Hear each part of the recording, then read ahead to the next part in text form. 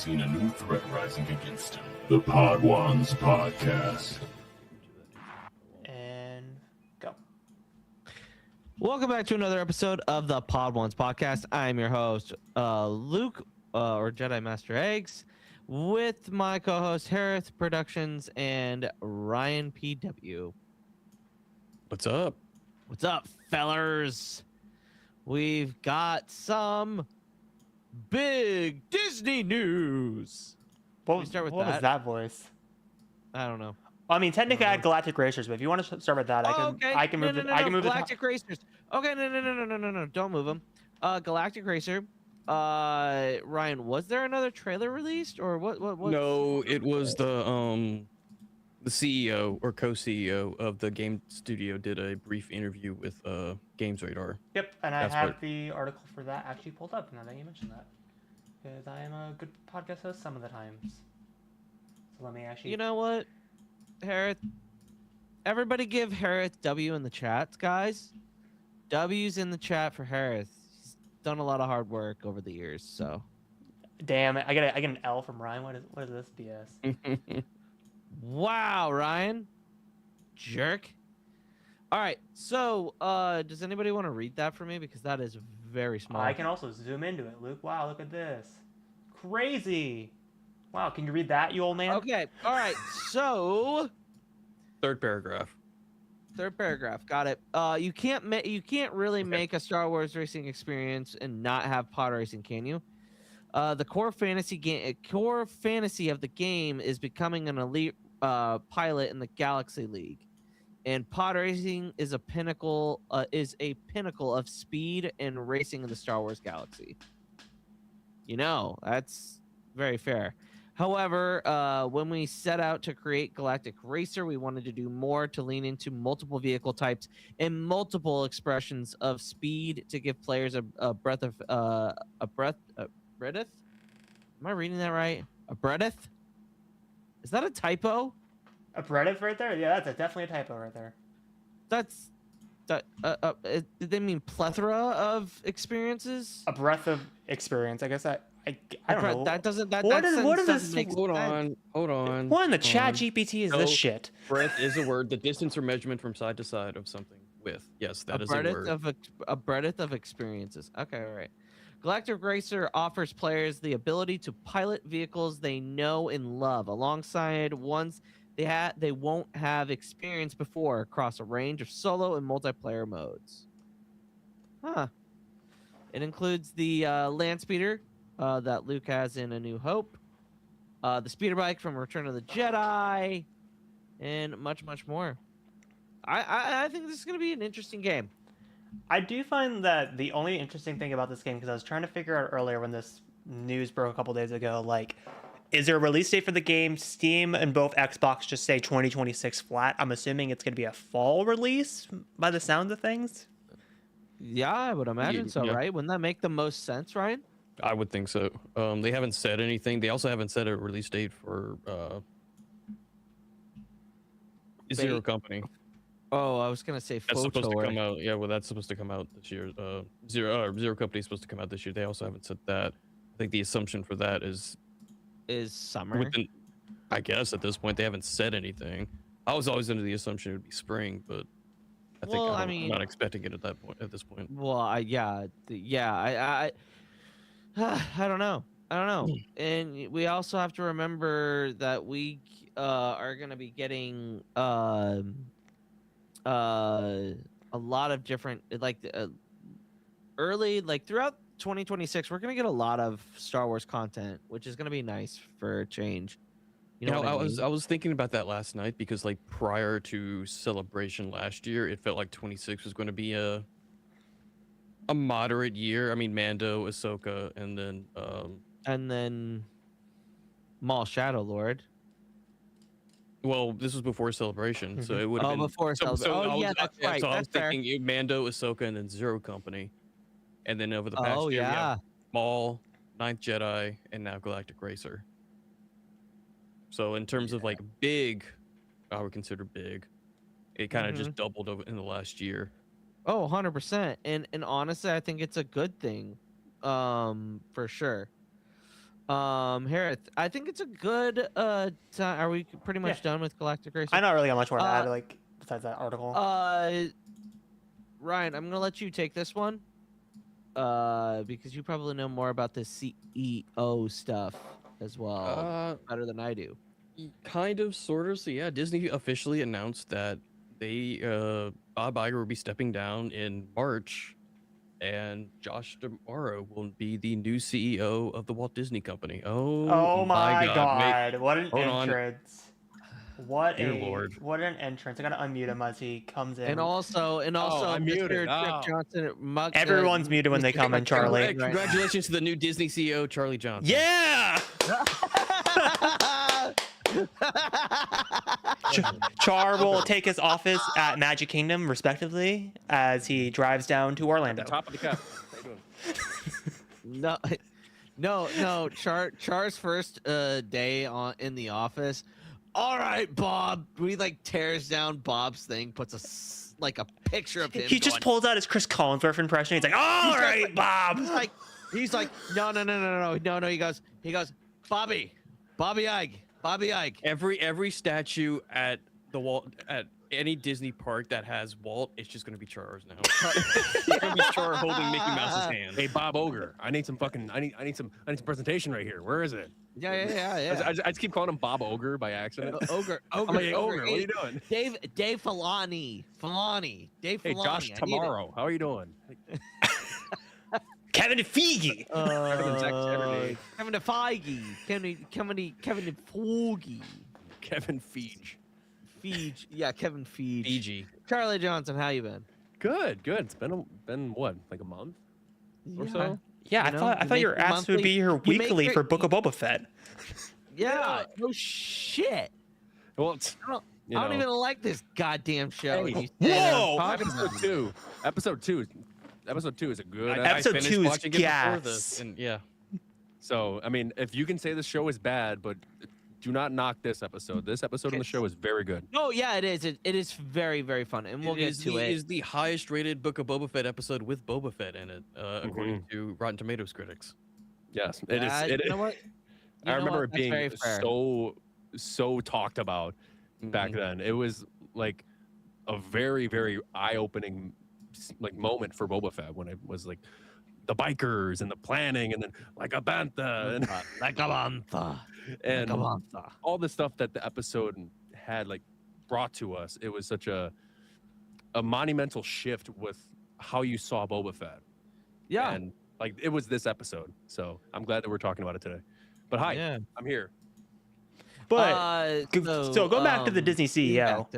CEO. Sorry. Thanks for joining us, Char. Appreciate it.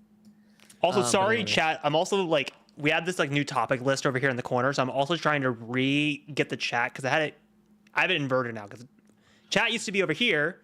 I used to have it perfectly sized. Now I have this new topic list thing over here. Now I got to flip it over here, over there, and now get the chat perfectly sized because some people are typing long messages, and now I have to try to figure out how to get it where everything's balanced. So time out. Can I guess on who left the long message?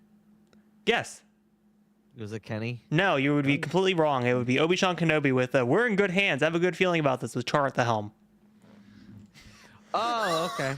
All right, The thing is, like, I actually can't see like the actual chat. I don't know why. Like, I can't see the chat. No, you can't. You can't see it in Video Ninja. You can't because I can't see it. But Sean, thank you. You know, whenever I'm here, you know, it's a different. Anyway, kind of but like what I was kind of aroma. gonna say on the new Disney CEO is A what? Roma? what the fuck? A different kind of aroma. Aroma? You know, mean like, aura? Aroma's a good word. Yeah, Roma, it works. You old man. like a breath of fresh air. You know. All right. You just call me old man. For the second time this episode, I by the way. guess. Good job clocking it the second time. Said it the first time way earlier in the episode. All right, Hereth, take it away. You got it. Anyway, what I was going to say about the new Disney CEO is I hope it's better than Bob Chapek. So the bar is literally in hell. Shit. No, the bar is literally Well, you at the know, bar drinking, you know? Josh is the parks guy. Chapek was the parks guy before. Well, but here's the other thing. Do you think that they go back on the Galactic Star Cruiser and try No, to? they don't. No, I was gonna say that's there done. is No. something I do think he will go back on, because he did have an interview after he got announced as CEO, and he was asked about AI, and he said he hates AI. So I don't think he didn't. So he didn't necessarily say he hated it. He just saw that he didn't see it replacing the creatives that they had. Oh hell no! So- but here's Don't So- think that means he's gonna go back on it. So can you, hey, Mr. CEO, if you want to like really start the bar high and have us be like in your awe and at your feet, go back and destroy the OpenAI contract with Disney. Thank you very much. Oh yeah. That OpenAI Just kill the contract. Just kill it. Is insane. It's insane how bad that is. It's like actually kind of. It's a scary PR how bad it's firestorm waiting to taken. happen. Well, yeah. Look at their stock. Their stock has never been lower. They can't even get investment. Yeah. They're in trouble. Like this is a bad look. Everybody is down. Everything is down right now. Oh yeah, I wonder Yeah. why that is. Anyway, But it's like, who thought, like, I know Bob Iger was the one that like announced it, like, who thought like, oh, let's have AI videos on Disney Plus of Star Wars, a Marvel, moron. Pixar? Like, what kind of fucking stupid idea was that? Because Disney actually gets paid. OpenAI is paying Disney for that. That is the it's Cool. just a- It's all gonna be fun and games until fucking Mickey Mouse starts saying like Yeah. racial slurs and homophobic slurs. It's very much possible. They were able to get Darth Vader and Fortnite to do that, and Char, Epic you know swore up I'm and right. down. You know I'm right. no, but the hell? I mean, this No. is true. Ryan, you're absolutely right. I do recall people doing that voice AI with Vader in Fortnite. They had to really try because Epic swore up and down like, oh no, it's gonna be fine. And then remember You getting had to called try. Yellow Jacket like 1,000 times by Vader, but they eventually had to patch it because it Yeah. was getting so out of hand. So well, yeah, it's like give it time. Sora will try. People will push past limits, and a video's gonna get up there. no, That shouldn't be up there. Bad. People will get On a- Mickey to say things that will make Walt proud. Oh yeah, very proud, very Sorry. proud. Allegedly. No, like- Allegedly. No, it's pretty Allegedly. documented. Dude, there was a picture of him in Soul Patch. I mean, he's not wrong. I don't- He's not wrong. I don't think I've actually seen that picture before. You've never seen it? We don't need to go into details. Yeah, wait. Live I mean, Yeah, podcast. we're already going off. Yeah. I mean, We don't need eventually. to look into Soul Yeah, Patch. yeah, Anyway. I think this is a good. I think this is a good direction. I will say there. So I mean, I made the joke of like, well, Chapek was the parks guy and Josh was the parks guy as well. Something I saw on Twitter is like, it's a good sign that after they announced the new CEO, so many people posted pictures of taking selfies with the new CEO, because apparently he was Yes. a very likable, charismatic. Like when he was chief creative officer of Walt Disney World, or when he was just the head of the parks overall, he would be seen walking around the parks, interacting with guests. They did say as he progressed through his time as head of the parks, he became a bit more, not necessarily corporate, but just more like, or less interactive with other guests. But he would be seen walking around the parks, interacting with guests, finding any kind of flaw, whether it be like a light bulb that's out or chip paint or anything like it, because he actually cared. I did see some people call him a penny pincher at times, but I have no idea how much that was him and how much that was like Chapek and then Iger coming back. Because Chapek was 100% known, especially as time in the parks, as a penny pitcher and like, big visions. But by the time those visions became a reality, it nowhere near matched. Oh, Bob Chapek failed. He was CEO for like 2-3 months. It was 2 actually years. a couple years, technically a couple years. It Like he should've been 2-3 started in months. 2020, but Iger stayed around a little bit at the start to kind of ease the transition during COVID. But then by, I think it was 22 or 23, like I think it was They were like, 22. yo, Bobby boy, Yeah. not penis man. yeah, February 25th, 2020, literally right before the pandemic is when he was officially CEO. And then November 20th, 2022 is when the infamous like late night news release of, hey, Chapek's out, Iger's coming back. Right, and also, I will say this because I don't know if he's watching the episode, but the whole like Disney's gonna hire a new CEO thing kind of leaked beforehand. We didn't know who it was gonna be, but we knew that Iger was gonna be out in the coming weeks, and there was gonna be an announcement. And like we were joking about it in Discord in Pod Ones, and CJ goes, Lucasfilm has the opportunity to do the funniest thing imaginable. They go, what if they just rehired Kathleen Kennedy as the new CEO? I'm like, that would be fucking hilarious. I'm like, she would never do it, but it would be funny as hell if they did that. Obviously, that didn't happen. At But Disney, oh my god, that would have been hilarious. Greatest Oh my fake out God. in Star Wars history. It is interesting because Disney is still very much a media company, but Mhm. they are now more so a theme park and experiences company that just so happens to produce 100. movies and shows. So it kind of, and their parks, even though tourism is down and technically like they keep raising the prices, people still go to the parks yep, and Because it's they making are a willing shitload to. of money per quarter. Like the recent quarter, the parks made $10 billion in revenue, and that was a record. right. And also, like, I remember looking up because I was just curious of like, what is like the day-to-day operations cost for Disney?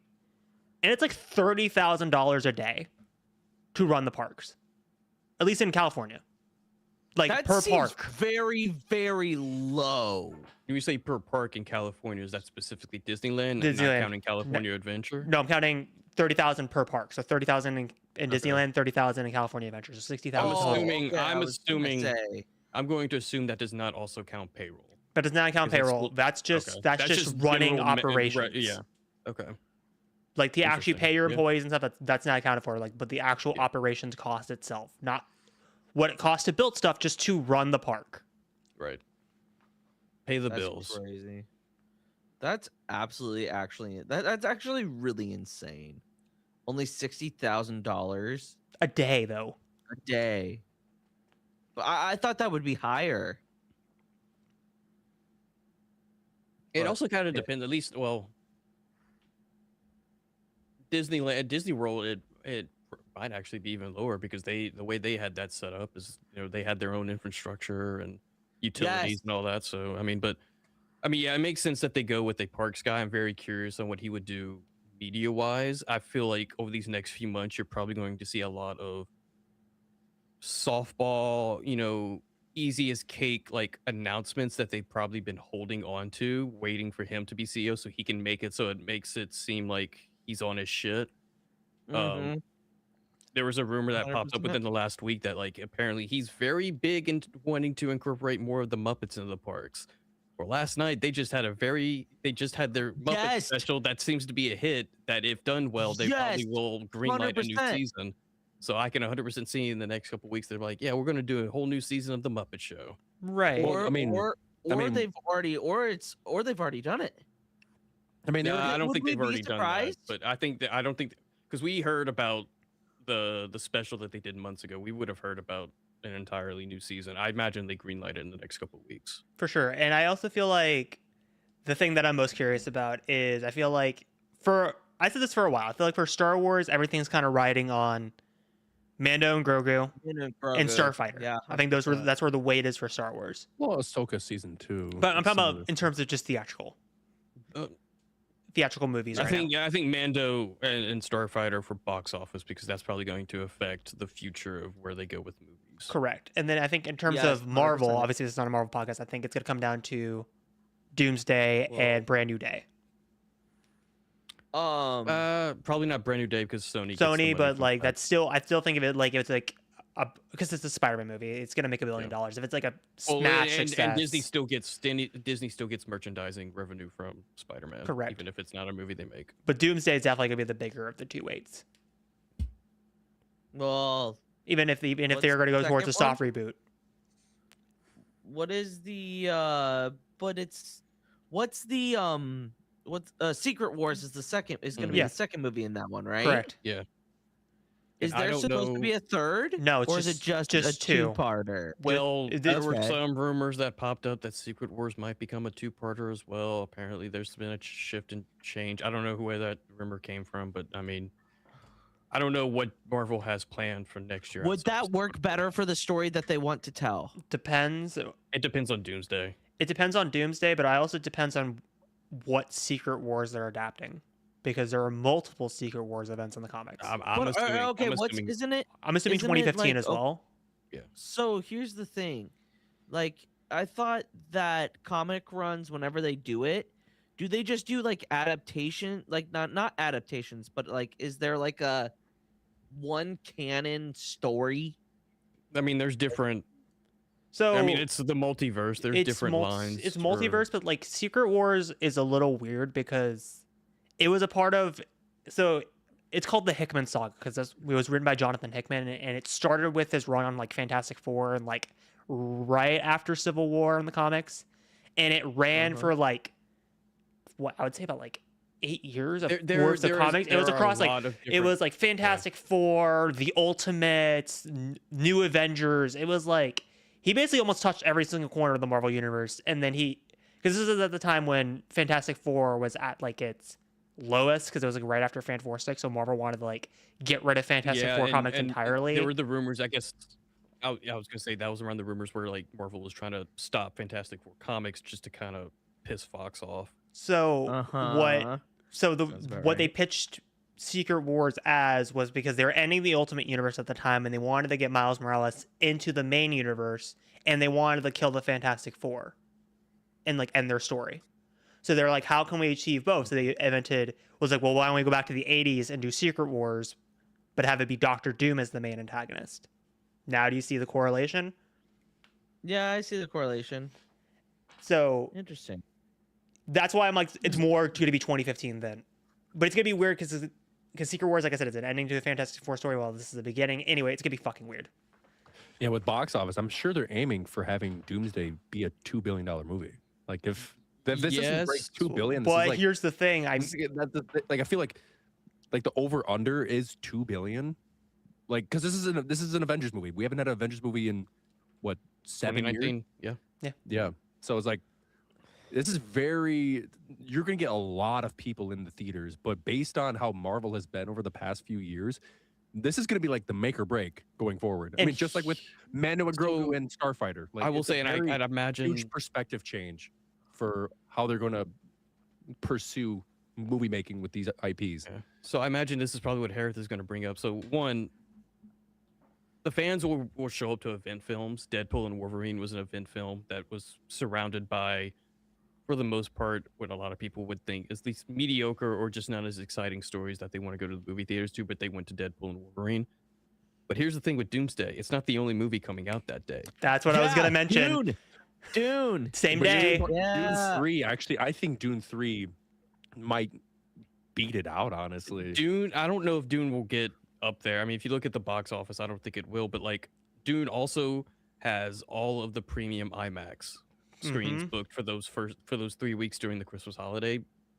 So that's a big I'm factor. so ready for Dune 3. Dude, dead ass. Doomsday. Hey, for me, it's Doomsday. Oh, I'll go see both 100%. movies. I'm going to go watch both in the same day. Assuming, Call it Doomsday. yeah, Doomsday. I'm assuming. I think if anybody moves, it will probably end up being Dune. But because they already have those IMAX screens, It's going to be booked up, it probably Avengers. won't. But here's the thing. Like, here's what my main fear was when Avengers was in May originally, then moved to December. I'm like, we cannot have Star Wars and Marvel be in the same month again. So it's like, if they're going to move to 2027, even though all of the Doomsday trailers are hyping up the countdown to December, I don't think they delay Avengers. I think they should. There's no though. way. Yeah, there's no way. I still like if anything gets delayed, I think it's going to be Dune. Which is so stupid. I think Dune should just stay. I in their don't think spot. Dune necessarily will suffer because I think it'll do well at the box I office. think but I Dune don't should think come. I think Dune. I think Dune. no matter what. But I I don't think think. Dune- Yeah, I think it's Have two you different guys- crowds. Have you guys I think are you there's- guys caught up on the Dune movies? Yeah, Have I you watched guys both of seen them. part one and Yes, two? yes. Like Dune 3 is gonna go crazy. Yeah. Like I think you guys are kind of lowballing what it's gonna make in the box office. Like I'm willing to put money on like it's gonna make over 1.5 billion. Like I think it's gonna do I very think very it'll well. do well, but it'll be very interesting. Despite if it being in the does, same in the limelight of Doomsday. Yeah, it'll be interesting if it does or doesn't affect Doomsday. Mhm. Because I think there is some crossover in people who want to go see it, and if Doomsday does catch on in the next like 6 months when trailers start coming out, then you have that marketing. But like, I don't think it's a Barbenheimer though, because I think I think the difference Yeah, but they between both made over Barbie $1 and billion, so it's like it's no, but Yeah. here's the difference. I think Oppenheimer and Barbie were like completely demographics. Like Mhm. Barbie was obviously like not gonna hit IMAX screens. It wasn't gonna have as broad of a reach as Oppenheimer, right? Like traditionally. So I think Yeah. that's why Barbieheimer worked so well because they were so dramatically different, and both audiences were so dramatically different that it almost became an event. Like, oh my god, let's go watch both. Doomsday and Dune, I don't think. Yes, I think the audiences are a little bit different, but it's not. I think there's more overlap than Barbenheimer, I and I think that's going to kind of create problems for one of the two movies. I think Avengers will still beat out Dune only because I think it's because it's Marvel, and I think general audiences will probably gravitate more towards Avengers than they Yes. will Dune. I would agree. But I don't think either one will necessarily fail. Like I don't think Dune is going to suffer any way of Avengers or No. vice versa. I think it's going to be a very if they both hold those dates, it's going to be a very interesting few weeks at the box office, especially with holidays. 100%. Like that's yeah. Well, also, all I know is that if you want to see a quality, I honestly I think Doom will do better, and then Doomsday. That would be wild. I'm calling to this now, chat. Dune Part 3 will make more in the box office than Avengers Doomsday. Calling it right Clip now. Okay, play it- we'll play it December, clip it. Ryan, clip it. Ryan, clip If that. it I already. doesn't, Hey, keep by it the way, quiet. guys, I'm If it recording does- still. The clip is will- there. I will say this right. I will say this right now. If it Clip on that. doesn't, if Avengers Doomsday beats Dune Part 3 in the box office, I will pay you all $50. Clip it. Clip Right? it. Clip. All right, timestamp. Timestamp that, please. Timestamp is If- if- 26:37 is Dune the Part timestamp, by the 3 way. If Dune Part 3 wins, you guys all have to buy Chicago Bears jerseys. Oh, hold on. I don't care if who wins or loses. Whoa. Oh God. All right. Anyway. So I know we're No, but kind of like I'm dead serious. I Yeah. think Dune Part 3 is going to win. It is so phenomenal. And if you are like into the Dune series, like this is like the pinnacle of what to expect coming in I 2026. bought the first book after seeing part one. I Well, still haven't also, read it, but I still need. I'm I excited really for need to. fucking Robert Pattinson's gonna be in it, and I'm like, hell yeah! That's why the Batman Part 2 got delayed, was because he Yeah. is the main Oh. antagonist in Dune 3. No, yeah. hmm I know we're kind of distancing ourselves with the Disney CEO talk, but since we're talking movies and whatnot, Super Bowl. I was gonna bring up the Super Bowl of trailers. It's been confirmed by trades that Mando and Grogu will be at the Super Bowl in some capacity. They also confirmed that Avengers and Spider-Man will not get trailers there. Thank God. Thank God. Yeah, let Star Wars. Hey, wait. Has Amazon put anything? I can pull up. Well, I can. Let me pull up at least what. Well, 'cause, like, at least movie trailers. You guys heard me like discussions. Char has not, but like I was talking about with the Super Bowl, like because it was getting heavily rumored before the trades broke that there wasn't going to be anything Avengers. And I was like, dude, if like Avengers Doomsday has their pinnacle, like here's RDJ Doom, and then Mando and Grogu has their trailer, that's going to overwhelm whatever Star Wars puts out. Because I just know how the Marvel fandom is. They're very rabbited, and it will just take over any discourse, and it'll just suck the air out of the room. So I'm so glad that Star Wars 100%. is getting its spotlight, because let's be real, fucking Mando and Grogu comes out in 3 months. They need to like put the pedal to the metal on the marketing. Go. There we have 100%. 3 months, guys. So these are the movie trailers that are expected during Super Bowl. Some of them have actually already come out, and so but the list is Disclosure Day, which is the Steven Spielberg UFO movie, Mando and Ooh. Grogu, Scream 7, which already has a trailer out, I believe, that came out within like the last day or two. Toy Story 5, Minions 3, The Odyssey, and Street Fighter. Odyssey. Odyssey's All right, boys. Odyssey. Boys. Good. Boys. We gotta go to we each have to go to that movie, and we have to do That'd be Odyssey, I'm fun. fucking excited Oh, about. the Odyssey. Odyssey. I was already gonna go see no matter The what. Odyssey. The cast for Odyssey is unbelievable. Have you seen the cast? I've seen the cast for the Odyssey. It's nuts. It is insane. Like I mean, Yeah. I guarantee it's better than. Like, have you guys seen Ocean's 11? Right? Like you've seen Yeah. the cast for like the Ocean's movies. Yeah. Like that has a stacked cast. Odyssey is absolutely stacked. bonkers.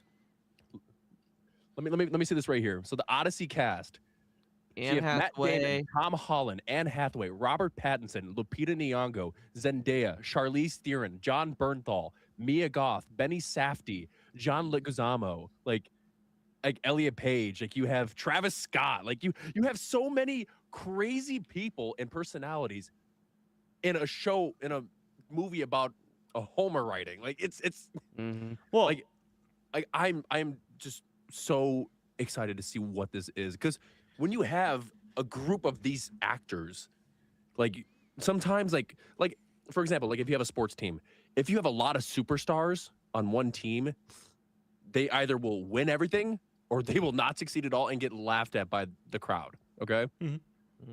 So Odyssey can either boom or bust. It has it's no a Christopher either Nolan in movie. It's between. gonna boom. Yeah. It's gonna Yeah, boom.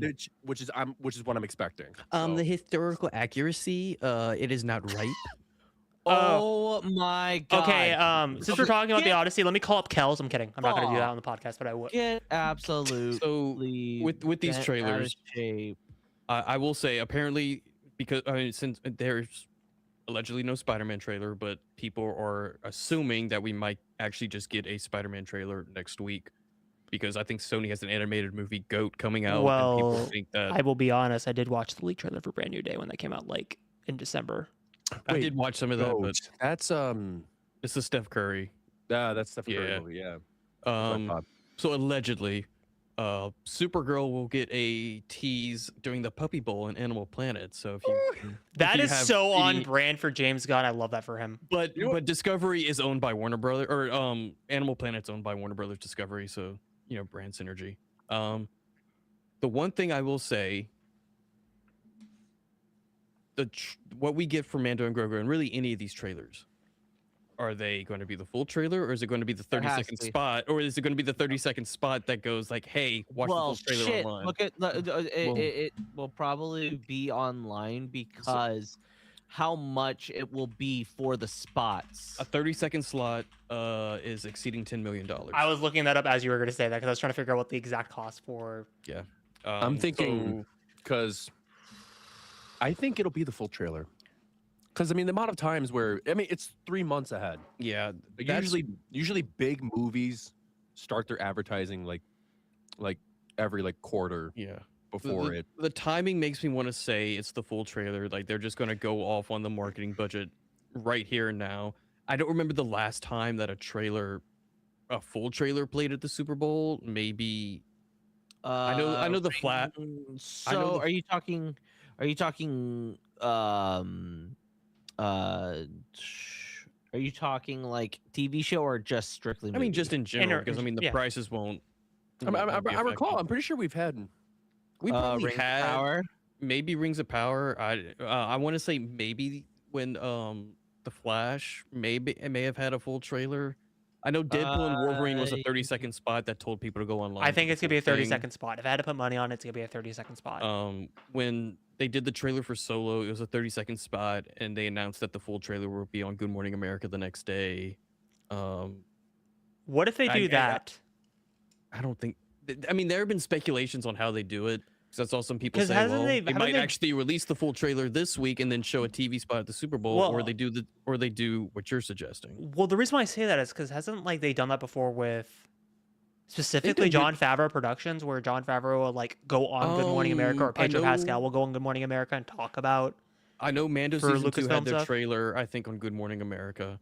Yeah, that's true. After Celebration this past or last year, Sigourney Weaver and Pedro were on Good Morning America. They didn't show anything. They didn't show any footage.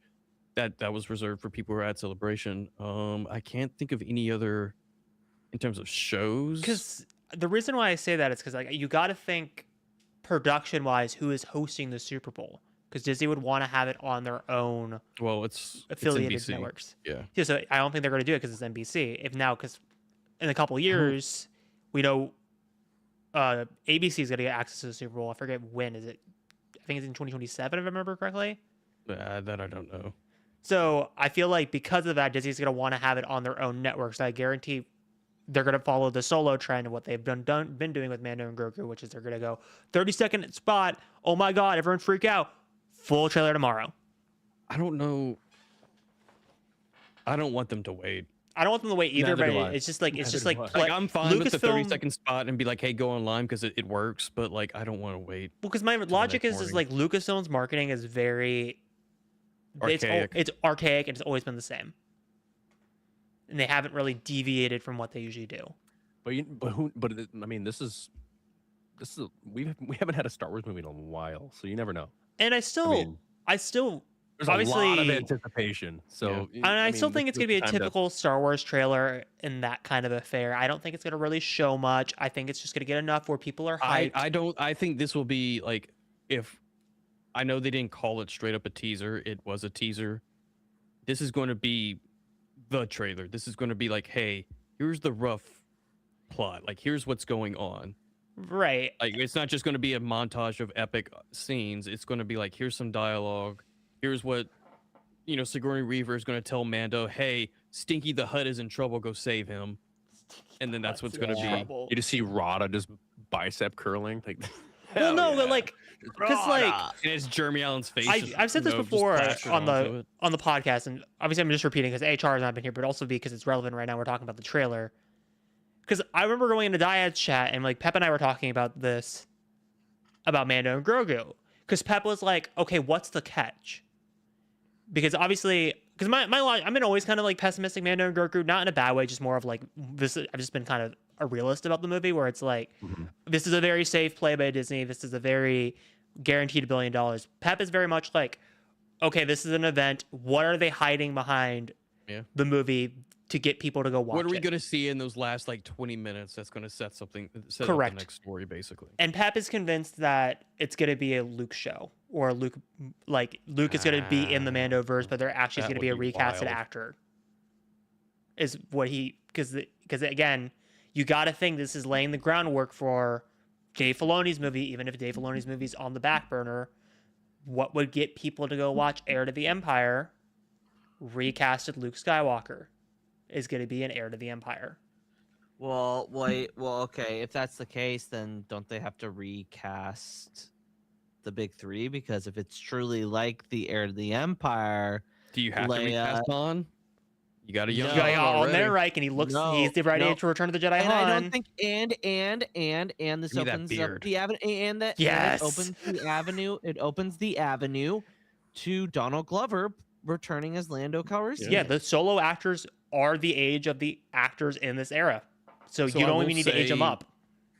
Like, even if they are in that movie, we are kind of just jumping all over the place. But even if they are in that movie, like, I don't think they're going to be the big stars, No. because No. Amon Esfandi kind of let it drop a while back that apparently Filoni told him that Ezra's like one of the big characters in his movie.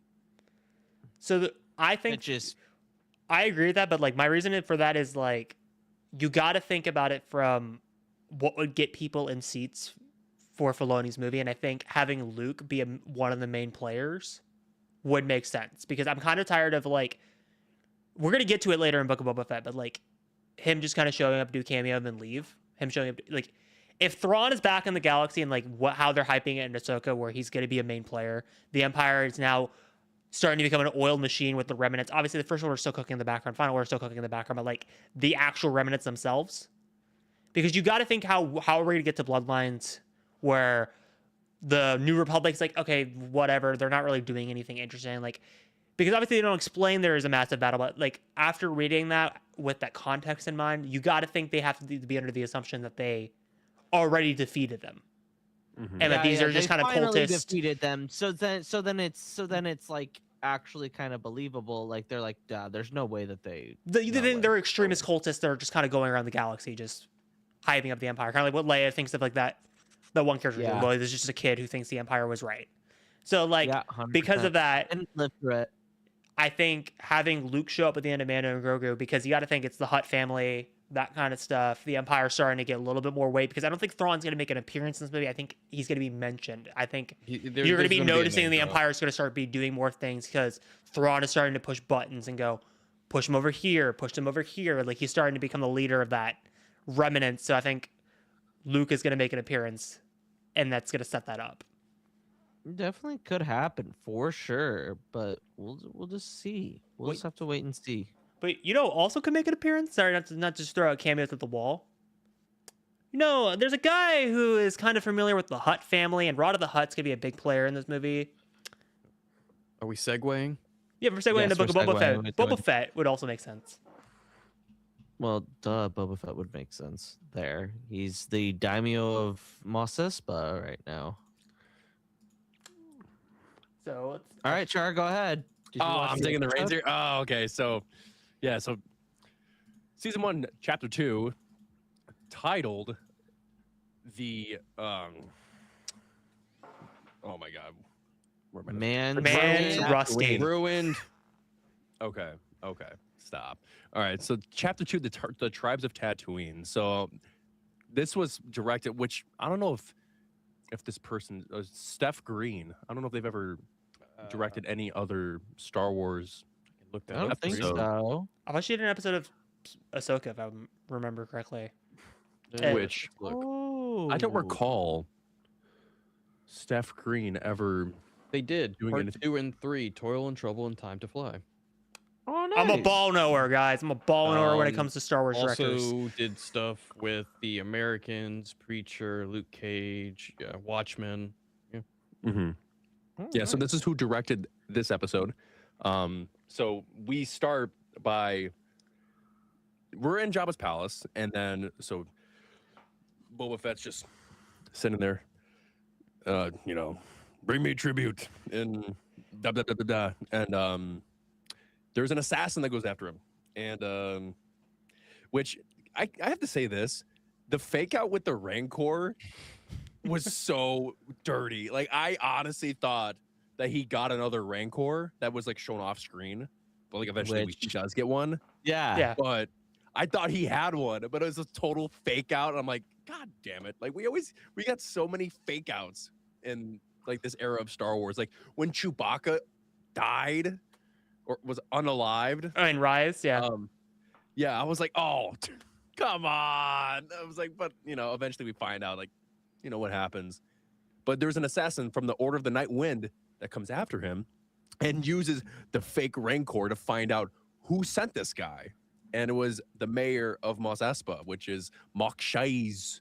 And this I'm forgetting the name of the guy, the Twi'lek, his like Major Domo. Yeah. I'm forget. Do Ah. any of you guys know his name? Major Domo. That's his. That was who Babe Fortuna was. That Babe Fortuna was Jabba's Yeah. Major Domo. I forget. He also but I played don't like know a what his famous name is. actor as well. I forget, like, I think that's just what his name is Major Domo. Yeah. badass. I don't think yeah, he does not have he's one of those characters that just did not get an actual name. Yeah. I mean, I also love like how well this episode like uses humor to kind of like diffuse tension. Like, I love how Boba just shows up at the mayor's office like with a hostage, and he's like, "I want to talk to the mayor." And I mean, it's just like very corporate America, where he's like, "Oh, do you got a meeting? We didn't really expect you." Like, I love how like it's very like play like how Tatooine is just very like getting corporatized mhm. in like the new Empire Galaxy, and Boba's just like trying to become like the big like alpha in the room, and everyone's just like, "Bro, you're not Jabba the Hutt. You're not that guy." No, and I mean, we meet some very like popular characters. I mean, we meet Garsa Fwip, we meet the twins. We finally get the live action debut of Chrysanthemum, which that like brewed a lot of speculation as to like who could be the next comic book character to be brought into live action. Like no one was expecting Chrysanthemum to Was be. that one rumored? I don't remember if that was rumored. Everyone was or thinking not. like maybe like there was to be like a Dr. Afra appearance or something like Right. like something Because like yeah, at that something else time gonna it be was coming like up. when War of the Bounty Hunters was going on, so everyone was like, "What the Yeah. fuck?" Yeah. Everyone thought it was Kira. Everyone thought Kira was Yeah. gonna show up at the very end of the show. But everyone had like these crazy speculations as to who could be the next comic book character to be brought into live action. And Chrysanthemum was one of the first or very few to be brought into live action. I'm trying to recall if there was any comic book characters that transitioned into live action. But Well, don't know. technically, Chrysanthemum wasn't the only character that transitioned from one medium to do the you know other who? I'm trying to in this recall. episode. in this episode. In this episode, technically, it's live action, but it's technically a deleted scene, and it never showed up. So technically, it's an adaptation of another material to another. Mhm. Which is So later in the episode, when we get into the flashbacks, specifically when Boba sits down in the tank and we get the whole training sequence with the Tuskens, and then the trains happen, and then Boba's like, I'm gonna go figure out who it was, right? And then we go into the bar. Do you know who the husband and wife in the bar was? Oh yeah, it was with Cammy and Fixer, right? You're talking Cammy and Fixer from A New Hope's deleted scene. Mm-hmm. Yeah, but which is hilarious in hindsight because which is like deleted scenes characters. Like, well, that was, technically, that was a cool thing. those deleted scenes were already canonized. If you read the Last Jedi novelization, because Luke has dreams about Luke's wife, Cammy. Yeah, because he thought he was gonna marry Cammy one day, but he just stayed on Tatooine, which is hilarious. Because I remember reading that after Boba Fett, and I was just like, Luke, this is fucking weird. Yeah. But like And that was back when Luke wore the bucket hat with the goggles. Like that was like Lego Luke Skywalker. But like I love how this episode like goes really weird into Star Wars, like Black Chrysanthemum, Cammy and Fixer. Like this is stuff you would never think would show up in a Boba Fett show. Maybe Chrysanthemum, maybe, but like that's like way into like the D-list, Z-list like bounty hunters you could pick from. And then like Cammy and Fixer is just like, what the fuck are they doing in a Book of Boba Fett show? Again, I love it. It's just like Lucasfilm getting really weird with it. And then in those flashbacks, you get into like what I really love about this show in these first 2 episodes. I would say first 3, but you know what happens in episode 3, where it's like really leaning into like the Native American kind of culture of like what the Tuskens are on Tatooine and like how which was awesome. How indigenous they are. And before this, we had like this like general like surface level like image and idea about who the Tusken Raiders were. We thought they were like savages. Yeah. Because I mean, in A New Hope, and like we just see them as these people that just hunted for fun. But this show, it gave them character. They gave them purpose. Show them that like they're not just these, like maniacal people that roam the Dune Sea. No, they actually have a personality. They, help one another. And like, there's some bad Tuskens and there's some good Tuskens. Like they actually divided and show that there are some good tribes that are amongst the Dune Sea. And with Boba Fett, like, being like, assimilating into their culture because, that's how he became to be who he is, learning about the black melons and learning how to use a gaffy stick and then making a gaffy stick with the stick that he breaks off at the end of this episode. Yeah. That was an insane moment, seeing how a gaffy stick was made, and it was with Boba. Well, I think the craziest part of this episode, sorry, not to like keep jumping around, but like actually going a little back to like where I was, like, is the fact that like Boba brings back like speeders, and it's like, all right, we are going to go rob this train run by the Pikes. We're going to go rob them. And I'm going to teach you how to use technology.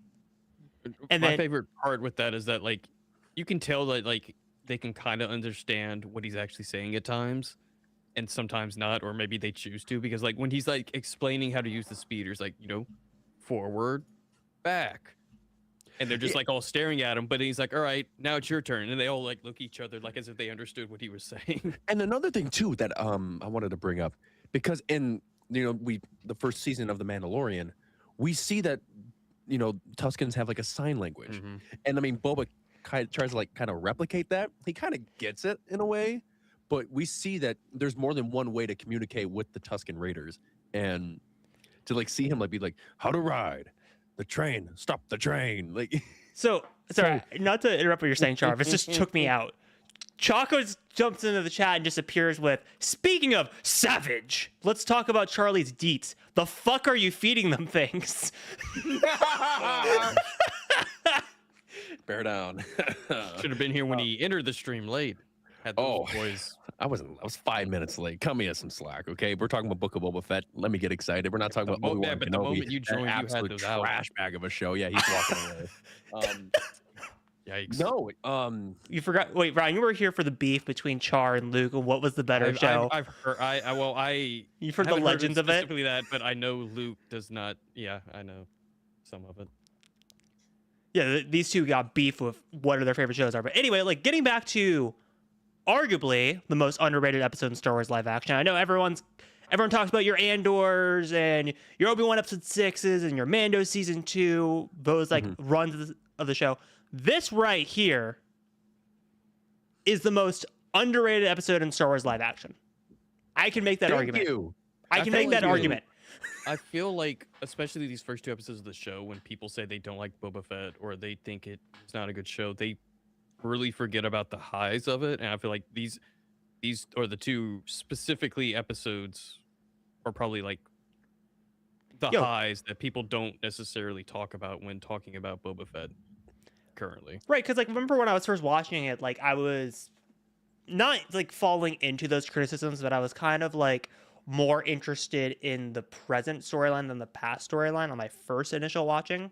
But like as I watched the show a couple of more times, the flashbacks is really where I think the show thrives the most, is Boba kind of getting over the sins of the past and the whole Tusken like cultural storyline. I think that's when the show is absolutely at its absolute best. I think this is when, because like Jon Favreau has talked publicly about this, and I roll my eyes every single time he does it, but he's like, he goes, I think his exact quote was like, I got bored writing Book of Boba Fett. And you can tell the exact moment he got bored while writing it. It was right after the Mando flashback episode going into episode 6 is when he got bored. That you could tell that's when it happened. I think the show, honestly, which should have just stuck to this formula. I honestly think they ended the flashbacks way too early, and we'll get into that as we get deeper into the show. But like specifically talking about the train heist is, again, I feel like this is one of the best live action set pieces in the Star Wars shows. Like, I'm all for a good train heist in media. Like, and the fact that like you have like Boba, like we were saying, like Boba teaching Tuskens to drive speeders and jump a train is fucking awesome. You also like a bantha, of course. You get that iconic moment. I mean, it was so fucking cringe. I had to do it at Celebration when I met Tamora Morrison. But anyway, I remember. I mean, Carter sent me. I think Carter sent me the audio log of him saying like a bantha, and then he's like a bantha. I was like, come on. But that was. I wouldn't say it's cringe. I think it's really funny for the time. Yeah, and I think it's still funny. Well, it was like a year after the show, so it's like still relevant. Yeah, I mean, it's still relevant. It's fucking Tamora Morrison. I mean, you can't go wrong with Tamora Morrison. But another thing, with the way that like the fact that they were able to like, because the training montage like took about like, I think it was like 5 minutes or so. Like it was relatively quick, just to be like, you know, this is how you do it. We're gonna do this. You're gonna make the jump across to the other speeder, and then we're gonna take the train. And then there's like that train heist was nuts, because that whole train from the get-go, you're like, okay, well, they just keep going, and then next thing you know, there's shots everywhere. Bantha's getting taken down, like the kid like trying to like, you know, bob and weave and avoid, you know, the blaster shots, and then they go. And I love that Boba Fett's like leading the charge. Like it's such a good moment to show that Boba not only is, because in the past he was, you know, a gun for hire, but now he's a leader. Not only can he lead the natives of the planet, but he can also lead the entire planet. Like hence why he is the daimyo. Like he's good with the local people and the native people. Like I think that's like probably the best reasons why he is the perfect daimyo, because he knows the whole world. Like he's been around the block a few times, not just with other clans, but with Jabba the Hutt. He has a history on Tatooine. He's literally an initiated Tusken Raider. Like, so he knows the territories. And then when he completes it, and then the water from the train, and then the Tusken is going nuts, and then the Pikes all just like, and then him just sitting down sipping the it's so awesome, or the water. And then the Pikes talking about like, how are we gonna get back? And they're like, you'll each get a black melon. Live like these people. Like, again, watching this episode, like I still have like issues, and we'll talk about it like episode 3, because we went into like really, if you really want to hear like our in-depth thoughts about next episode, go back like years ago. We have like a whole fucking episode. We'll talk about it again, but like we go way more into the woods about it. But like you could tell this episode, because I was thinking about it in retrospect of like what happens in the show, because obviously we can talk about it because which is a rewatch, and we know what's gonna fucking happen. The way Boba negotiates with the Pikes is what did them in. Boba being like, we run this place, you go through us. Of course, the Pike solution is going to be, we're just going to wipe you all out. What are you going to do about it? The fuck you mean we have to listen to you? Yeah, just pay a fine to travel through our land, and we're all good. They're like, nope. Nah, can't do it, fam. Can't do it. Got it. We got it. The transport our fat. We need our spice. Taxes, okay? We need our spices and Tatooine. Yeah. Bib Fortuna has numbers, people, and he needs the Pikes to do it. Oh, screw Bib Fortuna. He's dead already. Who cares? Well, we're technically in the past. It's true. This is very true. Good point. Oh my god. That meme you sent me of like Bib Fortuna holding Boba. Holding the bottle. Holding a cup of Boba. Topilia no de Musca. And then Boba just fucking waltzes down and just bang. But like, and then obviously you got the whole sequence of like the gift and like out. I would say like the trippiest sequence I've ever seen in Star Wars television of like Boba fucking having a worm go up his nose and like you feel like you're on acid. It was a gecko. Yeah, it was a lizard. Gecko. That was a lizard.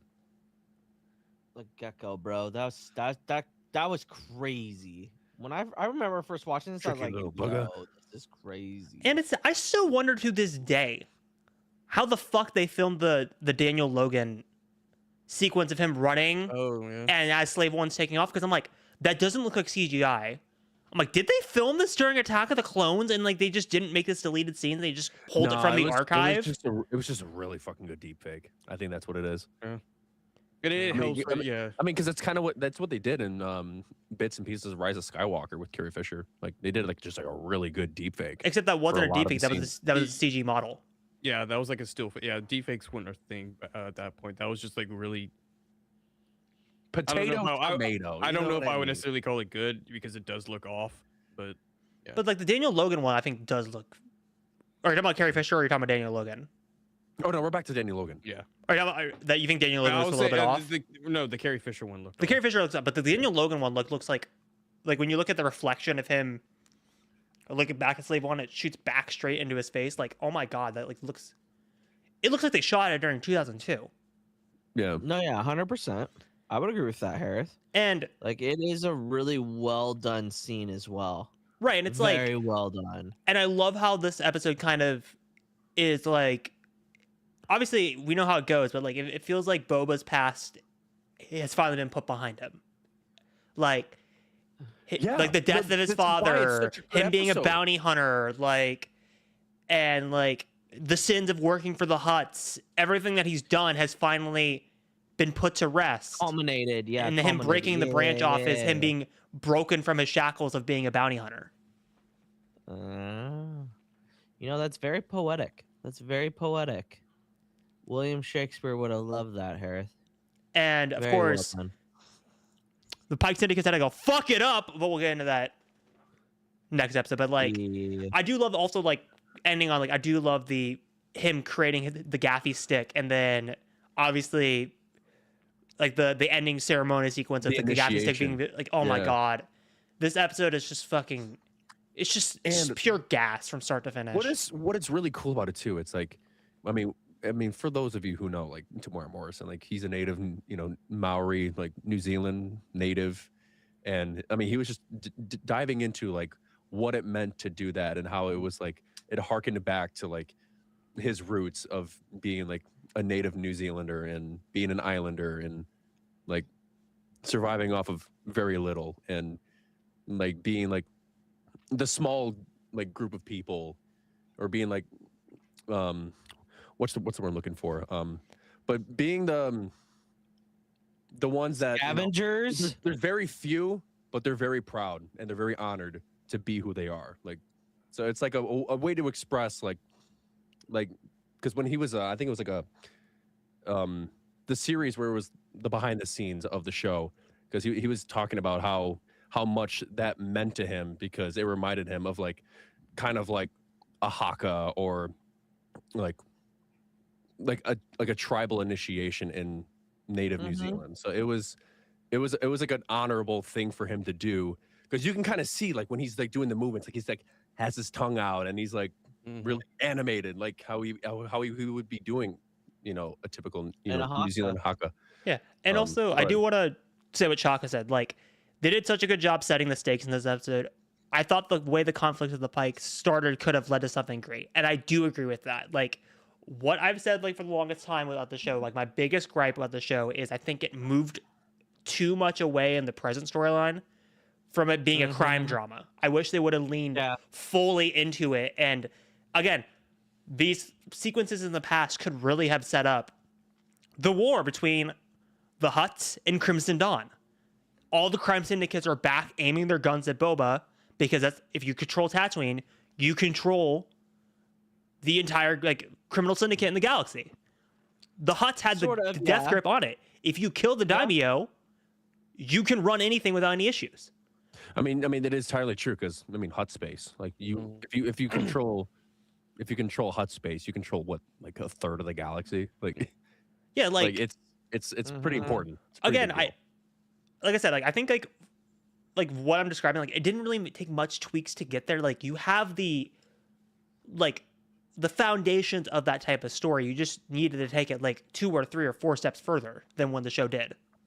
Yeah, I mean that's why I'm just so upset that they didn't renew a season 2. I was really excited to actually have those moments. But it should have a season 2. Let's be fucking honest. I'm sure we'll probably get something of him and Mando and Grogu. I'm expecting, at least. I mean, he should at least get a fucking mention, because it's all about the Hutts. So, I'm anticipating something from Boba Fett and Mando and Grogu, but I wish that they made a season 2, because I mean, it just ended off on such a cliffhanger of, is Cad Bane dead? like it was like a whole thing. But Char, I hate to break it to you, he's 6 feet fucking under. He's dead. Not those red beeping lights say otherwise. I don't know. But I mean, with this episode, it just, because as a Boba Fett fan, like I resonate with Boba Fett, because it's like him being like in the shadows of like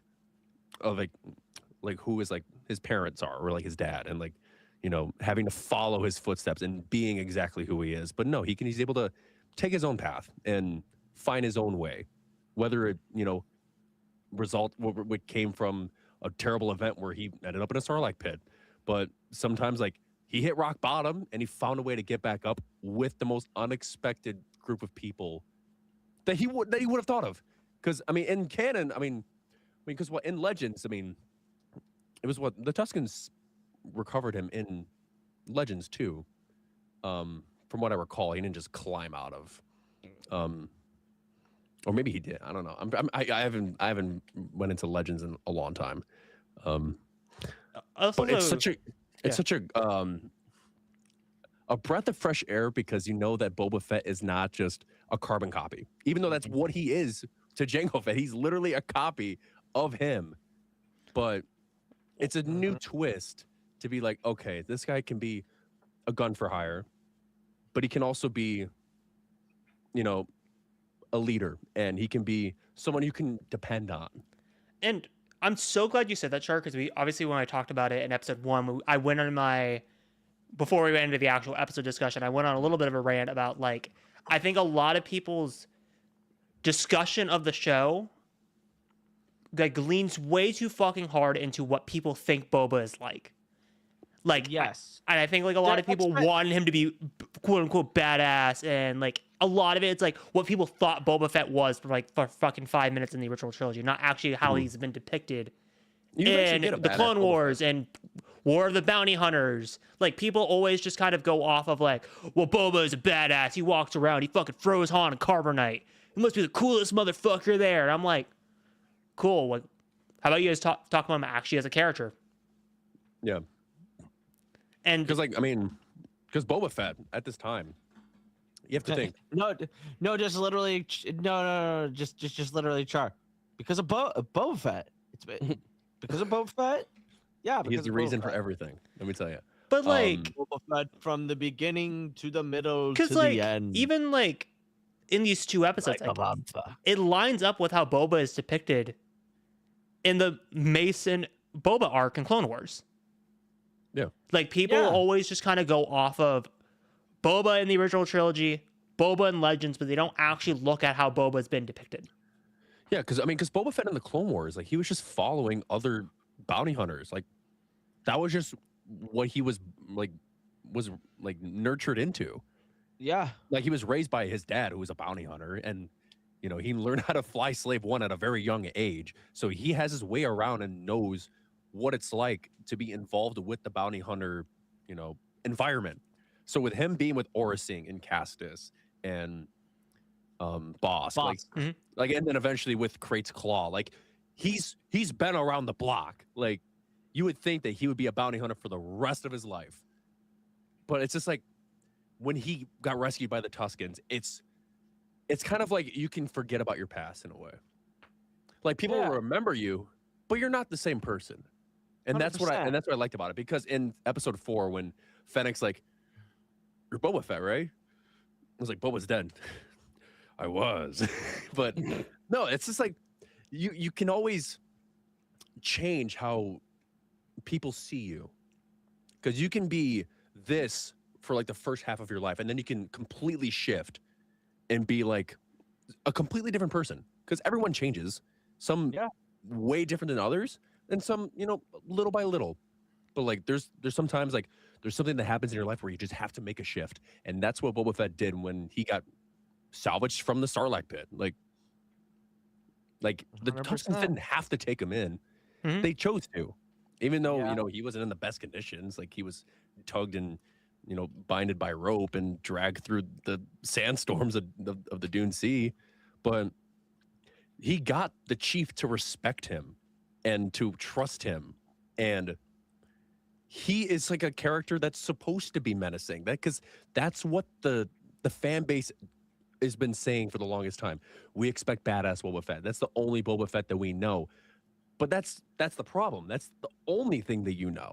You've never seen Boba Fett as an older person. You would think that he's going to be just going around gunslinging people. And from what Mando season 2, episode 6 showed us, like, you do get those moments, but there's a lot more. You to even Boba get Fett those now. moments in this fucking show. Like, seeing Boba Fett use a gaffy stick and just absolutely just club the shit out of a stormtrooper was way better than seeing him use his EE3 or any blaster that he uses. But like, him like doing melee combat is so much more entertaining, and he got that from his time and training with the Tuskens, which with what the Pike Syndicate eventually does. But which is it's a huge moment. But this episode to me it's a 10 out of 10. I love this episode. Like, it's like, I mean, I agree with Hereth. It is one of the the most underrated live action episodes of Star Wars that's out there. It's right here. I mean, Luke, we get Garsa Whip. I mean, we do get Garsa. We get Chrysanthemum. We get Chrysanthemum. I mean, yeah. No, I mean, I don't know if you were here for that conversation, Luke, but we were talking about the characters that were in comics that like transferred from being introduced in comics and then made a live action debut. Remember when we thought that we could get Dr. Afra? That's what literally the problem. That's what I said. Yeah. Yeah. I was like, are we gonna get Afra and 000 and that'd have been cool. Because I mean, they've had run-ins with Chrysanthemum, so I'm like, okay, well, who knows? And then we were thinking Kira was gonna pull up, and there's a lot. Kira was the number one. Kira was the number one. Look, we were right about Emilia Clarke being on Disney Plus. We were just wrong about the show. Yeah. Okay. I think she probably would have preferred to be in Star Wars as compared to Secret Invasion. Yeah, probably. Yeah, that was weird. That's a weird. I remember talking about it last week with Ryan, because I was trying to remember how the War of the Bounty Hunters trilogy ended with, because I'm like, doesn't Kira technically retire Crimson Dawn by this point in time in the timeline after her encounter with Vader and Palpatine? I mean, we don't know. I mean, it's been because there's a flash forward. There's a flash forward at the end where it kind of like alludes to that. Where like she's kind of in hiding. She's just kind of done with the criminal underworld after that moment. Yeah. Which is I think it's a missed opportunity because I think Kira being in a season 2 would actually kind of fucking be perfectly fucking Do I hear Laszlo? in line with the show. Yeah, you do hear Laszlo. Okay. I heard some meowing in the background. I was like, what is he? "Eric, What's calm he down. Stop screaming meow- about? stop Goddamn, meowing." Laszlo. We get it. You really like Boba Fett. You want to talk about it? Mom just got home, so that's probably why. No, he's talking about Book of Boba Fett. He wants to scream about his feelings about the train heist. Yeah, for sure. For But with that being said, you got anything more for episode 2, or you want to fucking get into Ryan's guess that All I planet? know is that my closing thoughts are like this is the first time we've seen Hutts in a long time, and we're going to be seeing more in May. So Yeah.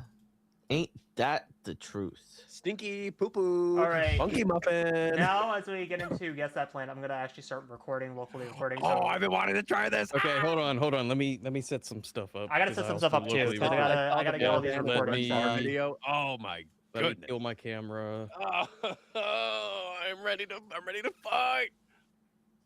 Start I don't know recording. how this is gonna come out. Not gonna lie, for that Moorband video, I Start thought it was recording. Preston. Start recording. I only have 2 of them made for this. I wasn't sure if Char was actually gonna be here, so this is gonna be okay. This is going to just be a test run. For By how the we do way, it live. Ryan, I do Okay. have the recordings going. Also, you're not on screen for some reason, but Yeah, I know. I took my camera off so I can. cool. It don't matter. my- You'll have the local recordings afterwards if you want to make this into but content. yeah, that's fine. But it's like. And also, chat, you can also play along too. I mean, I'm gonna purposely ignore what you guys are saying in chat. I'll actually disable the chat and put it up on screen when you guys are. So right, is it just one time? We have.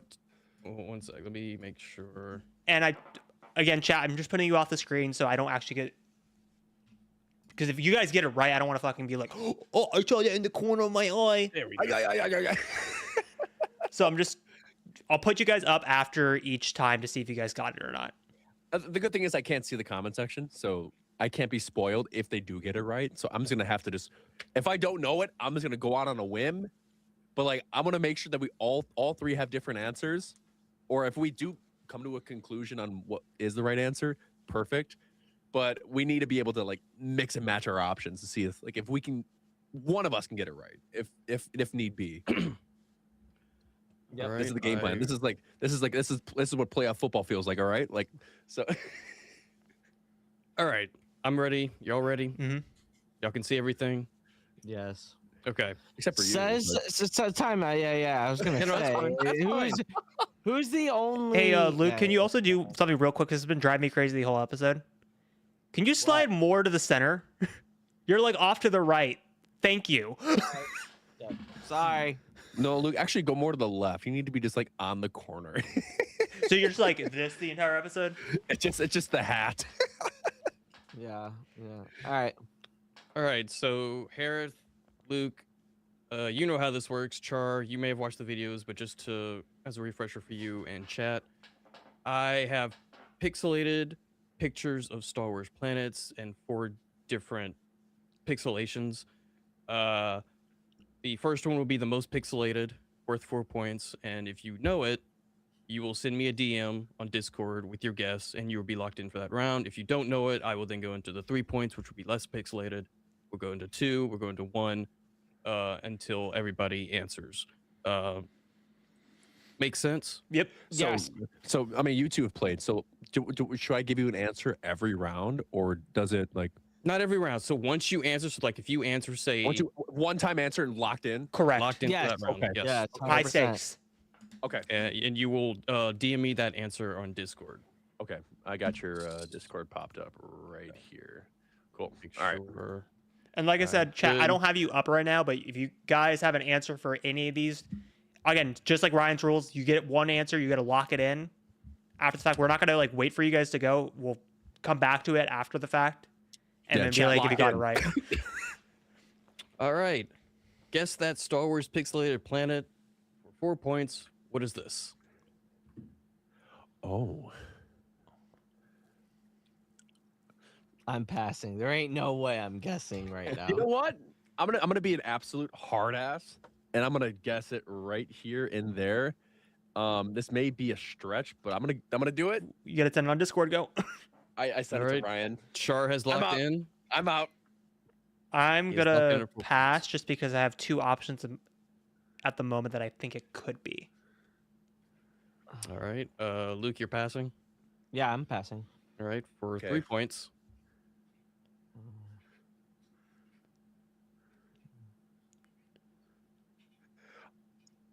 I have a feeling my answer's wrong, but you know what?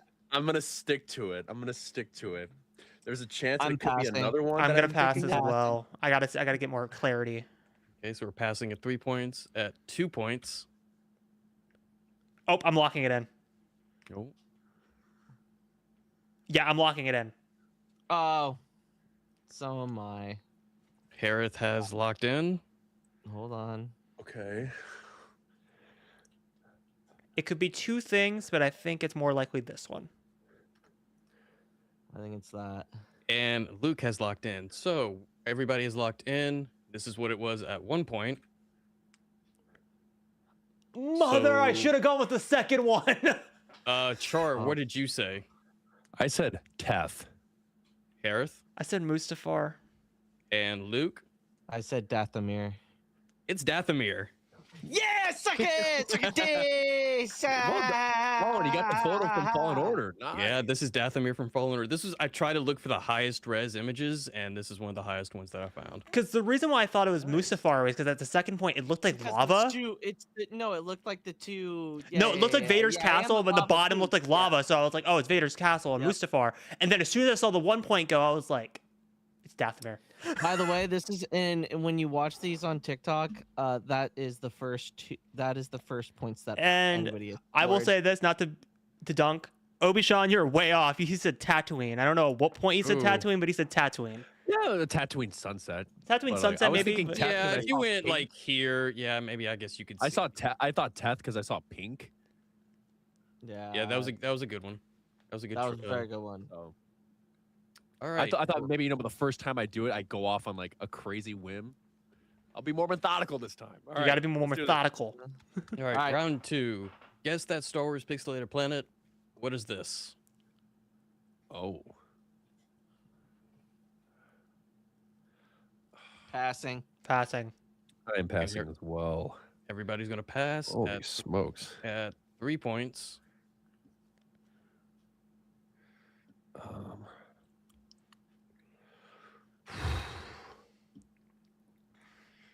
Jesus, what the hell is this? Passing. Passing. Passing as well. All right, everybody's gonna pass for 2 points.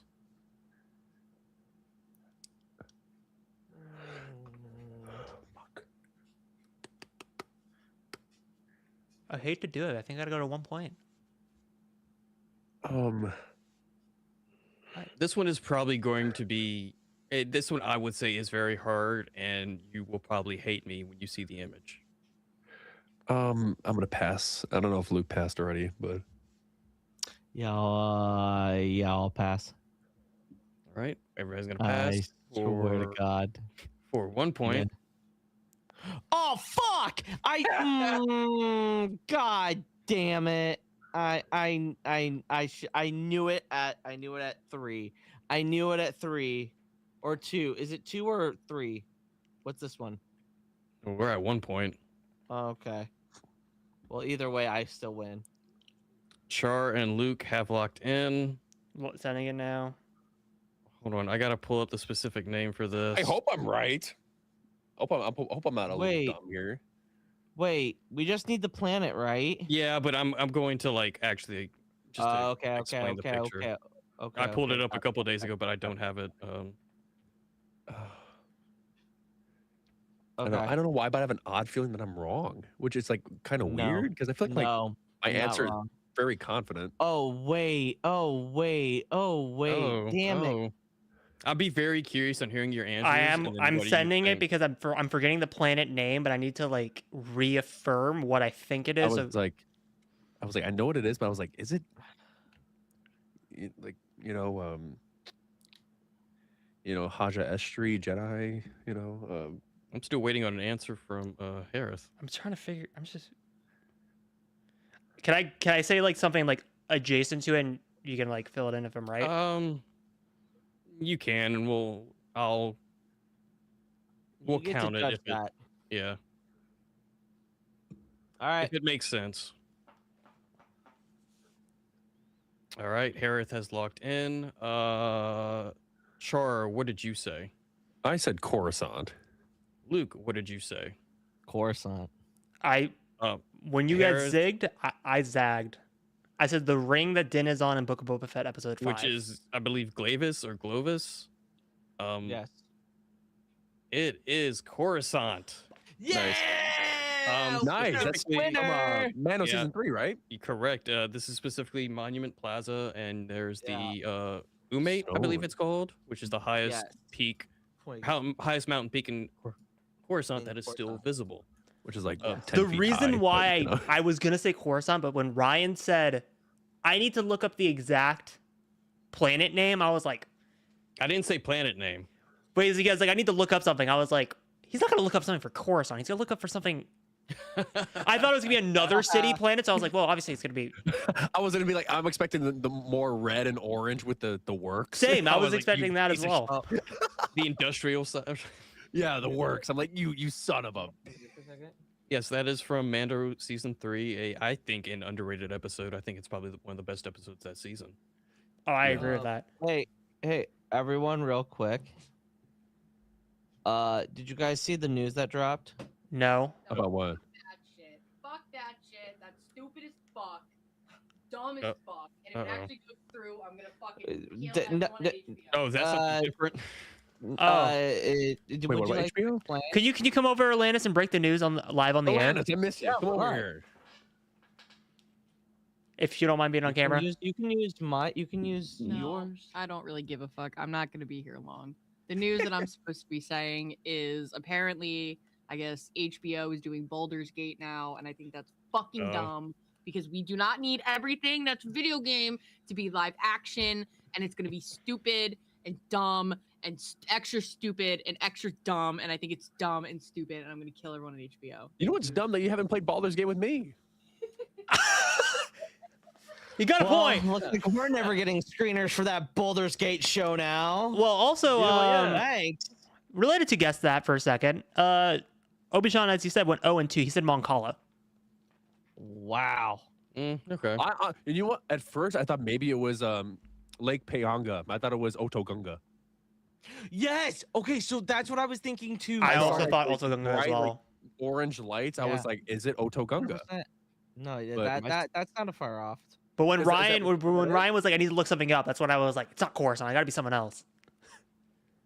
That Aha. what you said, Hereth, was a good choice because I was looking into doing that as one, but I was like, that's technically not a planet, so I don't know if people would, you know. I mean, don't know you if would people put would think of Yavin, which is that. technically a moon, so that Shut up. technically you already got the Oh. technicalities in there. Oh. Wait. No, I got Yavin, didn't I? No, No, said you did Naboo. not. You said you Oh, you okay, lost so- too but early. I'm the leader. I'm the leader. I'm You on the leaderboard. you have 1 point. No, 2 points. I have to go back and I think it was 2 points. No.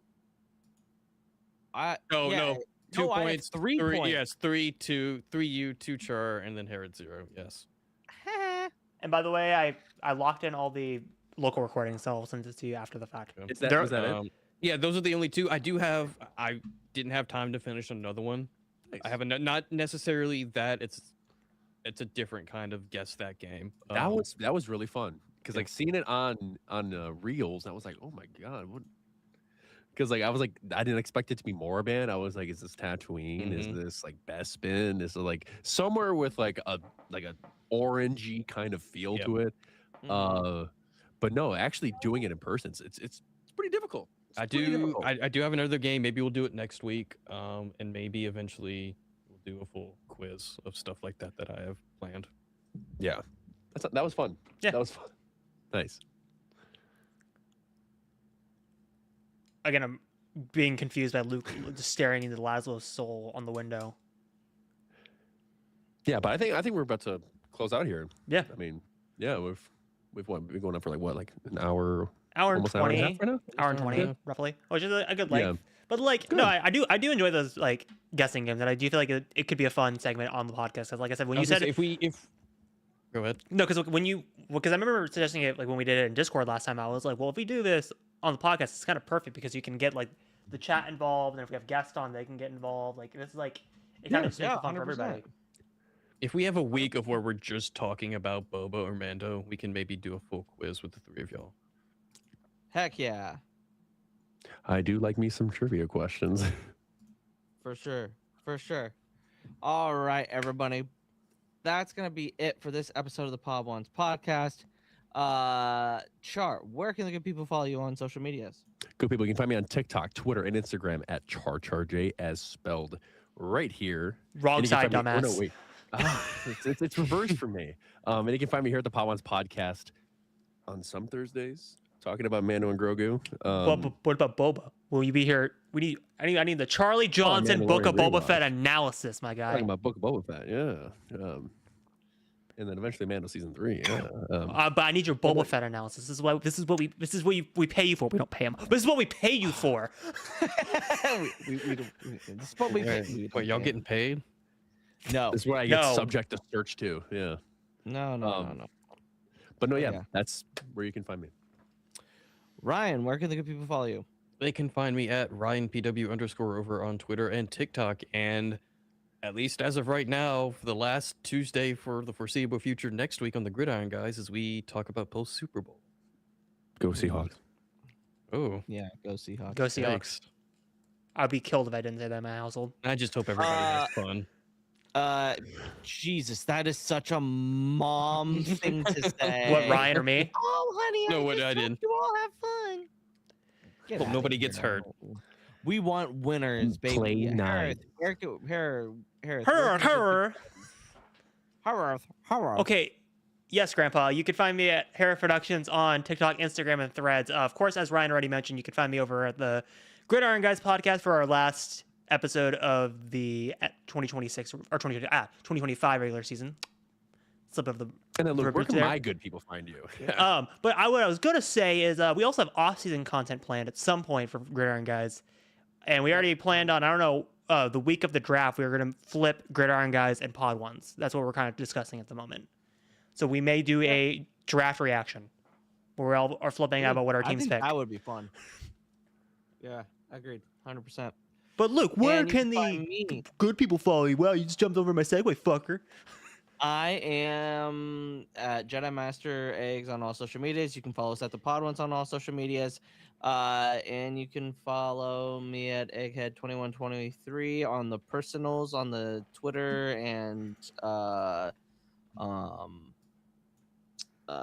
Instagram. But that's gonna be it. May the Force be with you. Always. Always. See you guys. What is that? That Book of Boba Fett haters